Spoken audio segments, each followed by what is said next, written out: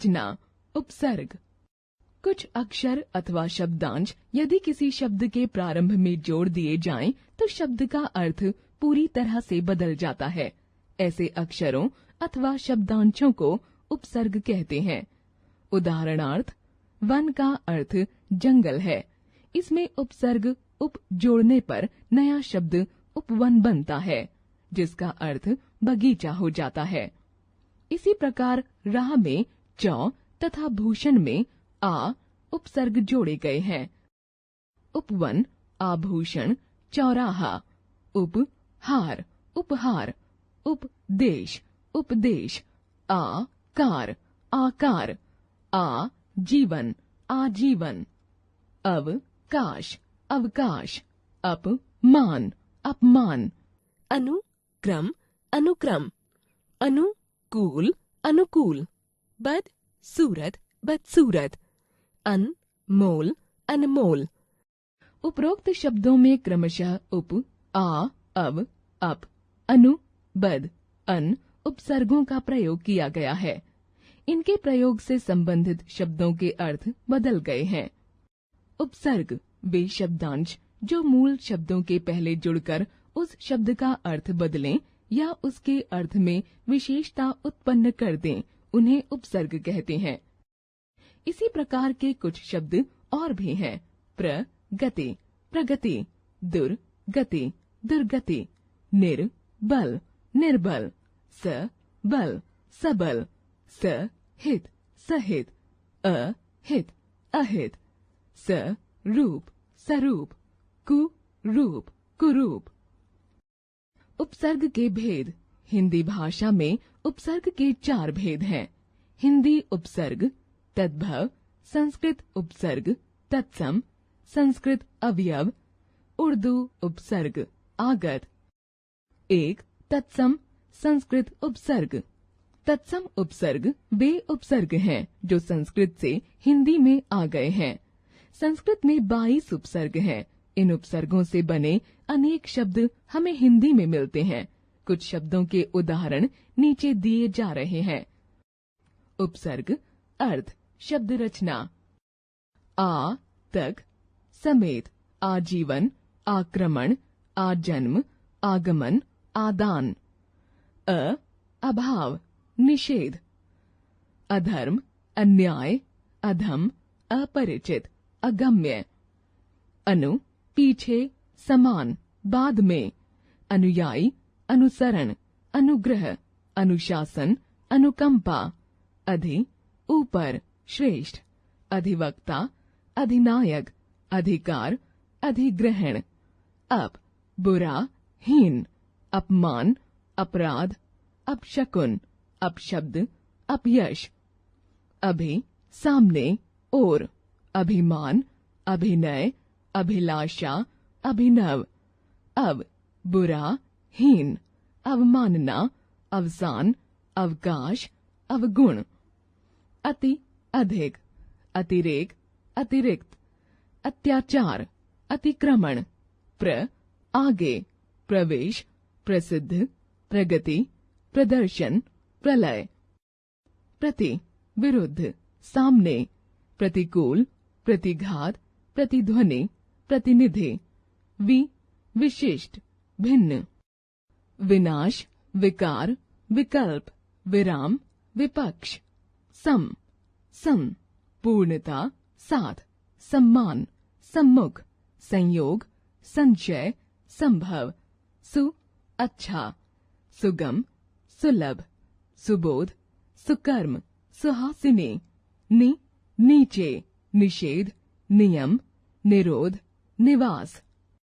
2. तद्भव, हिंदी उपसर्ग। तद्भव उपसर्ग मूलतः संस्कृत के तत्सम उपसर्गों से ही विकसित हुए हैं। इन्हीं को हिंदी उपसर्ग भी कहा गया है। कुछ प्रमुख तद्भव उपसर्ग इस प्रकार हैं। उपसर्ग, शब्द, शब्द रचना। अभाव, अछूत, अथाह, अशांति, अहिंसा। निषेध, कमी, अनजान, अनमोल, अनकही, अनसुनी। हीन, अवतार, औचित्य, अवगुण। आधा, अधपका, अधजला, अधमरा। नि रहित, निहत्था, निकम्मा, निरीह, निडर। बिन रहित, बिन ब्याहे, बिन बोला, बिन मांगा, बिन खाए। पर दूसरी पीढ़ी, परदादा, परनाना, परदादी, परकोटा। क अथवा कु, बुरा, कलंक, कपूत, कुरूप, कुसंगति, कुढंग, कुपुत्र, कुमार्ग। स अथवा सु, अच्छा, सुपात्र, सुसंगति, सुपुत्र, सुनयन। भर, भरा हुआ, भरपेट, भरसक, भरमार, भरपूर।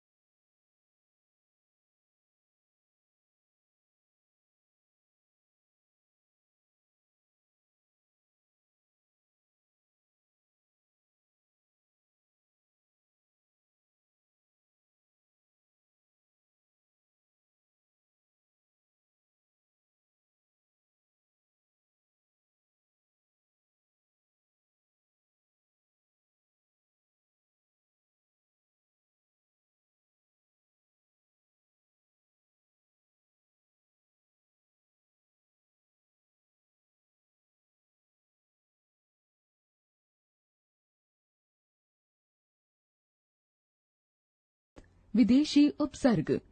जो उपसर्ग विदेशी भाषाओं से हिंदी में आ गए हैं। उपसर्ग शब्द, शब्द रचना। बे, बिना। बेदम, बेदाग। बेनाम, बेपरवाह। बेईमान। ब, के साथ, बखूबी, बनाम, बरहम, बदस्तूर। बा, साथ में। बाअदब, बामुलाहिजा, बावजूद, बापर्दा, बाइज्जत। बद, बुरा। बदमाश, बदचलन। बदकार, बदतमीज, बदबू। खुश, अच्छा। खुश नसीब, खुशकिस्मत, खुशगवार, खुशहाल। ना, अभाव। ना खुदा, नाकारा, नाजायज। नामकूल, नाबालिग। गैर, अलग। गैर जिम्मेदार, गैर कानूनी, गैर हाजिर, गैर जरूरी। ला, नहीं, अभाव। लाइलाज, लाजवाब, लावारिस, लापता, लापरवाह। हम, आपस में, साथ। हम उम्र, हमराज, हमदम, हम शक्ल, हम दर्द। कम, थोड़ा। कम अक्ल, कम बख्त, कमतर, कमजोर, कम उम्र। संस्कृत अव्यय।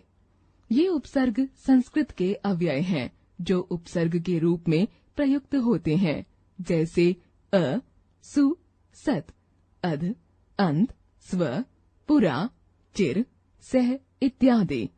इनके विषय में आप अगली कक्षा में पढ़ेंगे।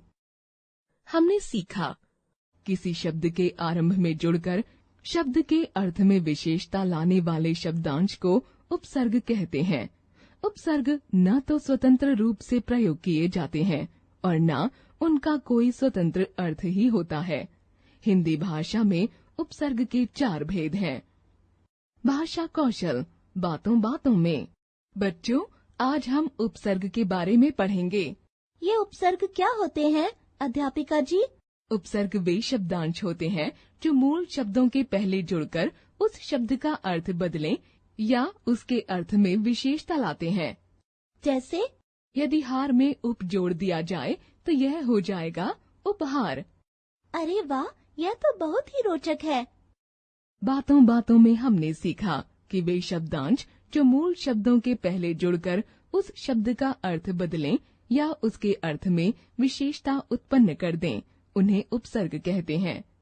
शिक्षण संकेत, शिक्षक छात्रों को उपसर्ग दें तथा उन्हीं उपसर्गों की सहायता से सार्थक शब्द बनवाएं।